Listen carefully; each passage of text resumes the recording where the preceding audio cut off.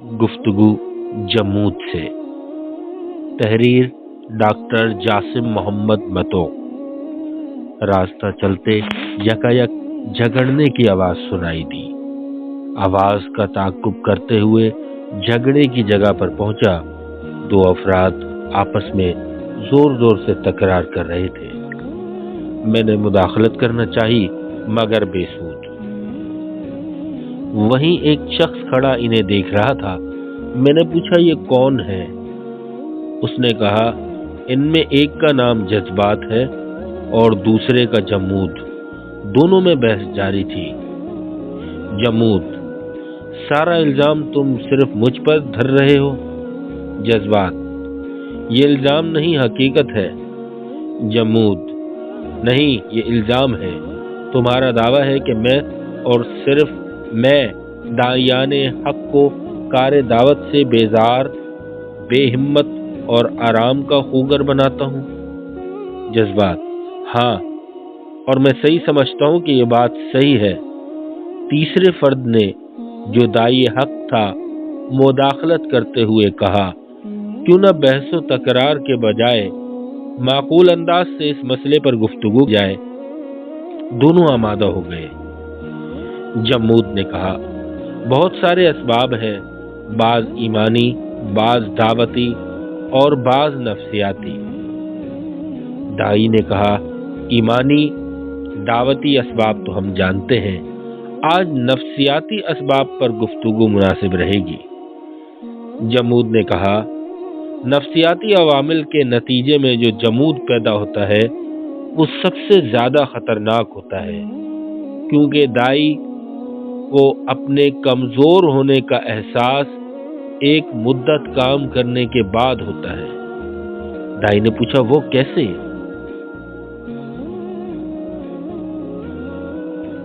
जमूद ने कहा, मसलन बीमारी खुद एक नफ्सियाती सबब है। दाई को कोई पेचीदा मर्ज लाहक हो जाए और वो बिस्तर पर पड़ जाए। इससे कबल वो एक जफाकश था। इस तरह दोबारा सेहत याब होने के बाद इसकी पिछली सरगर्मी लौट कर न आए, या बीमारी की हालत में मुख्तलिफ अंदेशों तवहमात का शिकार हो जाए और ये बीमार अंदेशे इसे बाद में भी मैदान अवल में जमा मर्दी और जुर्रत रिंदाना से रोके। जज्बात ने कहा, यह असबाब तो मैं पहली बार सुन रहा हूँ। दाई ने कहा, दूसरा सबब बताओ। जमूद ने कहा, दुनियावी पेशकश। दायाने हक की मंजिल को दुनिया के ये आफर भी खोटा करते हैं, जैसे जाहो मनसब, दौलत व आराइश, शोहरत व नामवरी, हसीन औरतें, चमचमाती कारें। इन दुनियावी रंगीनियों से आंखें चुंधियाती हैं तो दाई खुद से हम कलाम होता है, मेरे साथ बहती गंगा में हाथ धो रहे हैं। दुनिया वालों की निगाह में इनके कद ऊंचे हो रहे हैं। मैं इस सब से महरूम हूँ। जब यह हम कलामी बढ़ जाती है तो एक कुदाल बन जाती है जिससे हौसलों की चट्टान चूर चूर हो जाती है।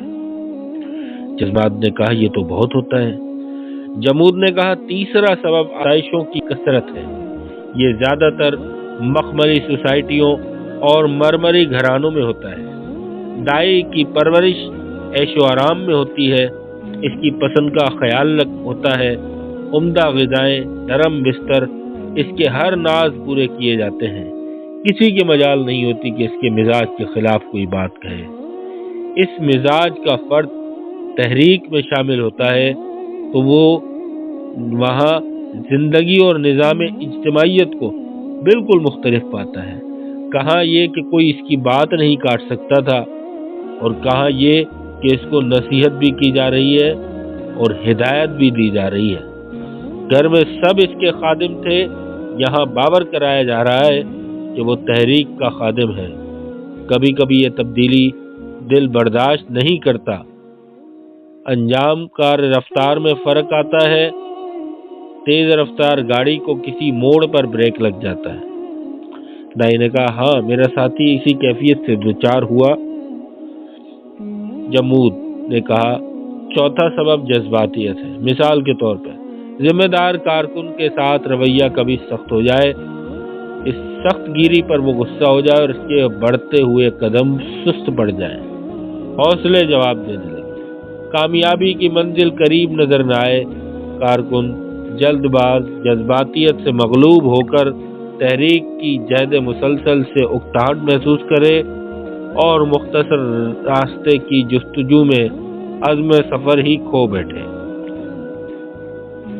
جذبات نے کہا، تمہاری باتیں بہت عمدہ ہیں، میں ایک 5ویں سبب کا بھی اضافہ کروں گا اور وہ ہے آزمائش۔ یعنی جب داعیان حق آزمائش کے سخت مراحل سے دوچار ہوتے ہیں، انہیں ستایا جاتا ہے، قید کیا جاتا ہے، ان کی دولت پر قدغن لگایا جائے، ان پر الزامات کی بارش ہو، ان کا مذاق اڑایا جائے یا اور دیگر مشکلات سے یہ نبرد آزما ہو، تو داعیان دین کی ہمتیں اور حوصلے کبھی کبھی متاثر ہونے لگتے ہیں اور بسا اوقات وہ میدان عزیمت و دعوت کو چھوڑ بیٹھتے ہیں۔ جمود نے کہا، ہاں یہ بھی ایک سبب ہے۔ دائی نے کہا، ایک سوال میرے لیے حیران کن ہے، وہ یہ کہ کیا جمود ہمیشہ بیماری کی کیفیت کو کہتے ہیں یا صحت مند کارکن بھی اس علامت سے دوچار ہو سکتا ہے؟ جمود نے کہا، جب کارکن بالکل یہ کام چھوڑ بیٹھے یا مستقل سست پڑ جائے تو یہ بیماری ہے اور خطرناک ہے۔